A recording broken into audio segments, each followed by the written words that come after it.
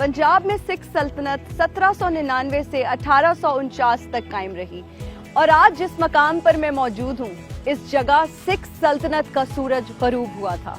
नाजरीन, आज सेगमेंट मेरा पाकिस्तान में मैं आपको महाराजा रंजीत सिंह के बेटे और सिख सल्तनत के चौथे हुक्मरान महाराजा शेर सिंह की बारादरी और समाधि की सैर कराऊंगी। तो आइए चलते हैं।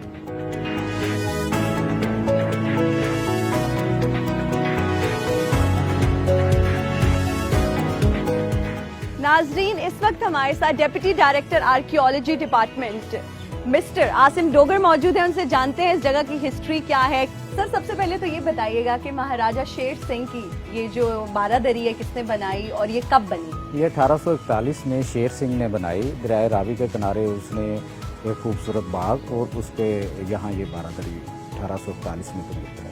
ठीक है सर, ये बताइएगा कि सिख सल्तनत में इस जगह की क्या अहमियत है? शेर सिंह ने बारादरी की तमीर कराई थी और इसकी अहमियत ये है कि 1843 15 सितंबर 1843 को शेर सिंह का मर्डर यहाँ हुआ।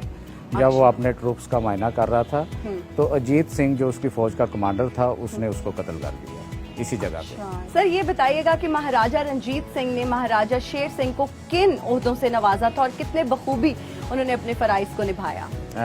शेर सिंह जो सिख सल्तनत का चौथा हुक्मरान था, रंजीत सिंह ने अपनी ज़िंदगी में उसको कश्मीर का गवर्नर बनाया जिसको उसने बखूबी निभाया अपनी जिम्मेदारी। अच्छा सर, अगर बात की जाए इस बारादरी की, इसके बाहर बहुत खूबसूरत जो है वो आर्ट वर्क हुआ है। क्या ये काशीकारी का काम है? क्या काम कहलाता है और कौन सा पत्थर इस्तेमाल किया गया है? असल में ब्रिक इस्तेमाल हुई है, पत्थर इस्तेमाल नहीं हुआ। अच्छा, ब्रिक इस्तेमाल हुई है। ब्रिक नॉर्मल जो घरों में यूज होती है, मतलब सिख दौर की छोटी ईंट और उसको कंकर लाइन के साथ जो है ना उन्होंने प्लास्टर के साथ उसको बनाया और उसके ऊपर पक्का कली और फिर ये नक्शो नगार जो है ये बनाए। तो पक्का कली क्या है? जो लाल रंग का काम हुआ है और ये आउटलाइन है, बाहर से डार्क आउटलाइन है, अंदर फिलिंग हुई हुई है, ऐसे लग रहा है कि कोई पेंटिंग बनाई गई है। क्या इस काम का भी कोई नाम होता है स्पेसिफिक? इसको कुछ कहा जाता है? ये इसको ट्रीटमेंट की गई है पक्का कली के साथ। अच्छा। और पक्का कली के ऊपर नेचुरल कलर्स के साथ काशीकारी और फ्रेस्को का काम। तो सर, वेदर जो है, अगर मौसम की बात की जाए तो कितना असरअंदाज होता है इस तरह की हिस्टोरिकल प्लेसेस पे, हिस्टोरिकल बिल्डिंग्स पे?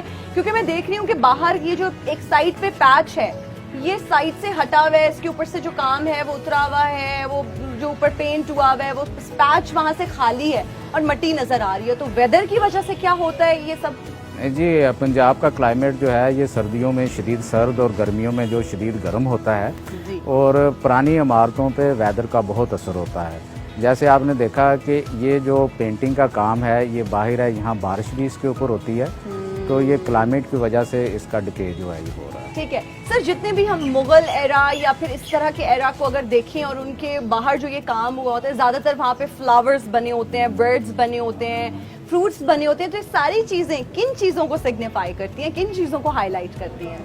ये जो अपने इर्द गिर्द एनवायरनमेंट में आर्टिस्ट जो चीज़ें देखता है और वही चीज़ जो है वो डिपिक्ट कर देता है पेंटिंग्स में और वो आर्ट वर्क में।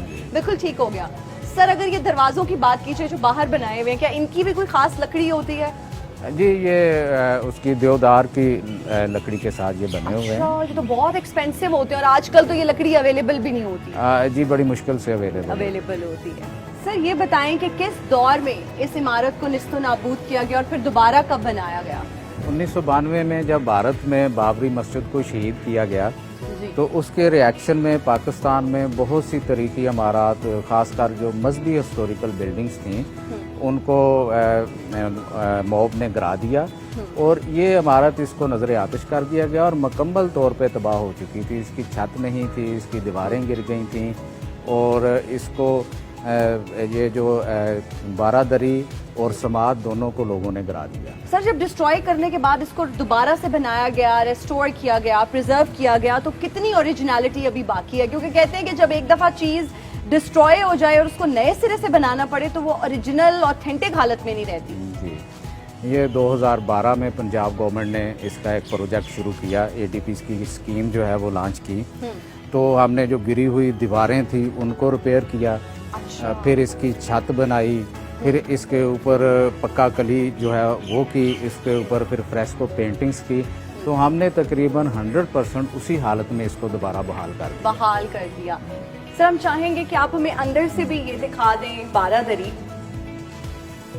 अच्छा सर, इसकी लकड़ी की छत बनाई गई है, तो ये तब आपने दोबारा जब ये निस्तो नाबूद हुई तो उसको दोबारा से तामीर किया, तो ये लकड़ी की आप लोगों ने ही बनाई? जी बिल्कुल, जब 1992 में इसकी छत जो है गिरा दी गई, इसको नजर आतिश कर दिया गया, तो सिख दौर की अक्सर इमारतों के ऊपर जो है ना ये वुडन बीम्स होते हैं। अच्छा। और नीचे जो है वो लकड़ी के साथ उसको बंद किया जाता है ताकि वो खूबसूरत लगें। लेकिन बहुत सी इमारतों पे तो उसके ऊपर लकड़ी के साथ ही नक्शो नगार वो किए होते हैं जिसको तरसीम बंदी कहते हैं। अच्छा, वो यहाँ नहीं है, लेकिन इसके जो वुडन बीम्स हैं उसके नीचे ये लकड़ी लगाई गई है और छत के ऊपर मिट्टी डाल के हमने टाइलें लगाई हैं और उसकी वाटर प्रूफिंग की है ताकि ऊपर से पानी की सीपेज जो है वो नीचे आके दोबारा इसको खराब ना करे। अच्छा सर, यहाँ पर मैं देख रही हूँ कि दीमक सी लगी हुई है छत में। ये दीमक तो लाहौर की मिट्टी में नीचे है, तो हम अपनी अक्सर इमारतों के अंदर जो है ना फर्श और दीवारों में इसकी ट्रीटमेंट करते हैं। यहाँ तक जो लकड़ी हमने इस्तेमाल की दरवाज़ों में और इसकी छत में, तो उसके ऊपर ऐसे जो केमिकल लगाए गए हैं कि वो अपना जिसकी वजह से लकड़ी पे दीमक का असर ना हो।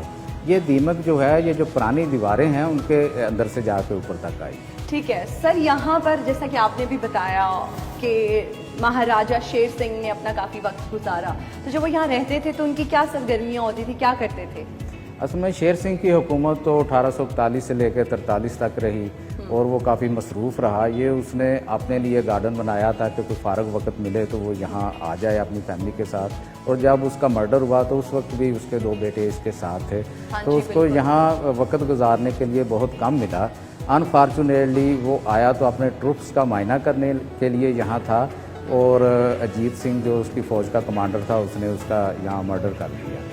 चलिए सर, ये तो थी महाराजा शेर सिंह की बारादरी। अब हम चाहेंगे कि आप हमें उनकी समाधि भी दिखा दें और बाहर बहुत खूबसूरत सा बाग है। तो सर ये जो बाग बनाया गया, क्या ये उसी वक्त का बाग बनाया गया है? जी बिल्कुल, शेर सिंह ने जो बाग बनाया था उसके अंदर ही ये बारादरी बनाई थी। लेकिन जब 1992 में इसको तबाह कर दिया गया तो ये बाग भी ख़त्म हो गया। अच्छा। और 2012 में जब पंजाब गवर्नमेंट ने इसकी रेस्टोरेशन शुरू की तो इस बाग को भी दोबारा रिवाइव किया गया। अब PHA जो है इस बाग की लुक आफ्टर करता है। PHA के साथ साथ जो हमारे शहरी हैं उनका भी फ़र्ज़ बनता है कि जब वो तारीख़ी मकामात पर जाएं या बागात में जाएं तो वहाँ गंदगी ना फैलाएं, पौधे ना तोड़ें और दीवारों पे अपने नाम ना लिखें, अशार ना लिखें और हमें लोगों को एजुकेट करने की ज़रूरत है। अगर हम सारा अपना कंट्रीब्यूट करते रहें तो गवर्नमेंट को बहुत ज़्यादा काम करने की शायद ज़रूरत ना पड़े। सर सामने हमें ये नज़र आ रही है समाधि जी महाराजा शेर सिंह की, ये भी अगर आप हमें अंदर से दिखा दें, क्या ये अपनी असली हालत में अभी तक मौजूद है उसी तरह? जी, इसको भी गिरा दिया गया था 1992 में। अच्छा। और इसको आग लगा दी थी। इसके चंद एक रिमेन्स बचे हुए थे, लेकिन मैं आपको बता दूं कि ये वही जगह है जहां शेर सिंह को कत्ल किया गया। अच्छा। और उसके साथ उसके 2 बेटों को भी कत्ल किया गया। एक की उम्र 7 साल थी, एक की 9 साल थी। बिल्कुल। बाद में सिख मजहब के मुताबिक उनको जला दिया गया और उनकी एशिज जो हैं वो यहाँ और उसकी 2 बीवियों की भी एशिज अच्छा यहाँ पे मौजूद हैं। तो 2012 में जब हमने इसको रिस्टोर किया तो इस समाध की भी कंजर्वेशन की और इसको इसकी असली शक्ल में दोबारा बहाल किया। ठीक है सर, अगर इस बाहर के सरफेस की बात की जाए तो किस पत्थर से बनाई गई है ये समाधि और क्या इस्तेमाल किया गया मटेरियल बाहर, क्योंकि मड सा लग रहा है, मिट्टी जिस तरह से होती है, क्या मटेरियल है ये बाहर? ये इसकी कंस्ट्रक्शन जो है मैसनरी जो है वो ब्रिक में है और उसको कंकर लाइम के साथ जोड़ा गया और उसके बाहर जो ट्रीटमेंट है ये कसूरी मिट्टी के साथ जो ओरिजिनल इसकी थी। अच्छा। और उसमें जो है वो चूना मिक्स करके तो इसका ये प्लास्टर किया गया।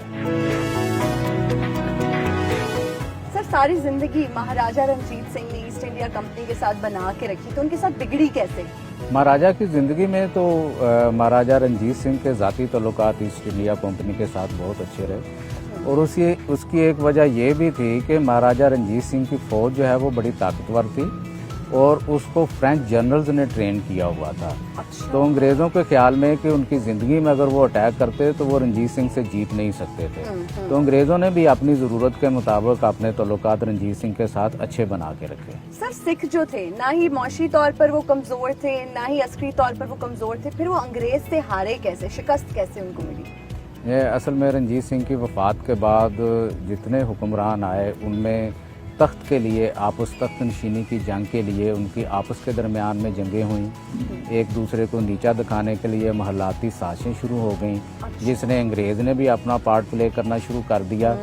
تو اس کی سکھوں کی شکست کے اسباب جو ہیں وہ ان کی فوج کی کمزوری یا معاشی معاملات نہیں ہیں، وہ ان کے آپس کی نااتفاقی کی وجہ سے ان کو شکست دی۔ بہت شکریہ، آپ نے ہمیں اس خوبصورت بارہ دری کی سیر کرائی اور اس سمادھی کے بارے میں بھی بہت ساری انفارمیشن دی. Thank you.